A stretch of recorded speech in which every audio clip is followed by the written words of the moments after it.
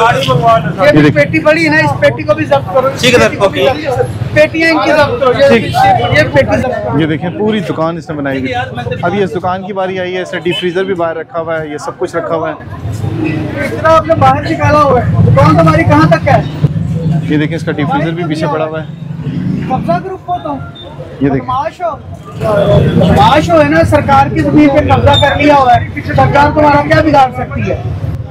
तो सारी चीजें अंदर करो। भरिया जल्दी करो, 10 मिनट का टाइम डाल लो, वरना उठा लेंगे सारा कुछ। 10 मिनट का टाइम है, जल्दी अंदर करो। जी इसी का ये फ्रिज में सारी यहाँ से गायब करनी है।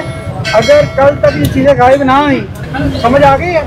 ये इस चक्कर में होते हैं कि चलो ये गायब जाएंगे तो फिर हटा लेंगे। ये देखें पूरा सॉलिड सामान रखा हुआ है। ये देखें बाकायदा पूरी दुकानें बनाई हुई हैं।